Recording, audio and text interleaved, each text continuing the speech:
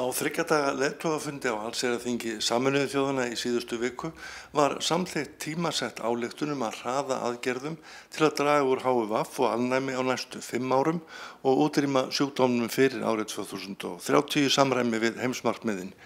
Ban Ki-moon, aðalframkvæmdastjóri Sameinuðu þjóðanna, sagði í ávarpi í upphafi fundarins að því færi fjarri að búið væri að yfirstíga sjúkdóminn þótt mikill árangur hefði náðst á undanförnum árum. Einar Gunnarsson, sendiherra og fastafulltrúi Íslands á Sameinuðu þjóðunum, var spurður meginefni ályktunarinnar.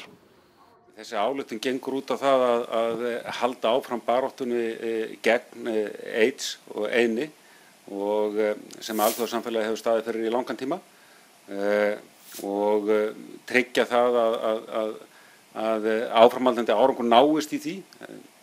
Það snýst það að tryggja aðgang að lyfjum, sérstaklega fyrir þau svæði í heiminum sem að hafa minna á milli handanna og tryggja aðgang að nauðsynlegri heilbrigðisþjónustu fyrir þá sem eru annaðhvort með smit eða í sérstakri áhættu fyrir smit.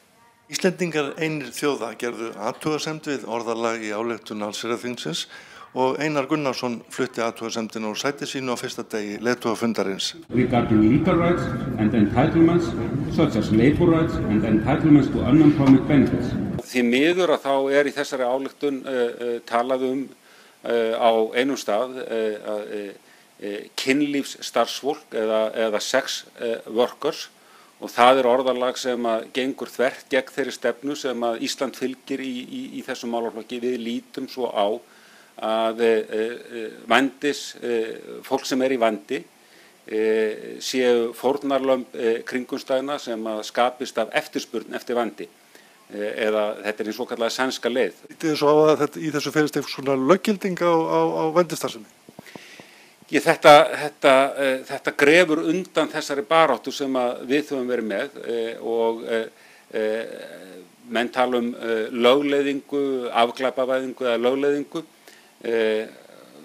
Þeir sem mæla með þessu gera það sjálfsagt einhverjir af góðum hug með svona skaðaminnkandi sjónarmið að grundvelli, en við teljum sem sagt að þetta sé til þess fallið að auka og dýpka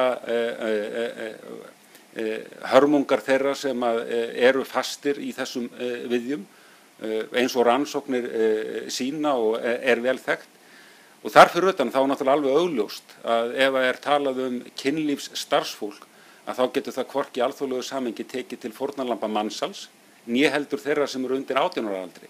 Þannig að þetta orðalag í raun og veru undanskilur 2 mikilvæga hópa sem þurfa á þessari vernd að halda sannarlega.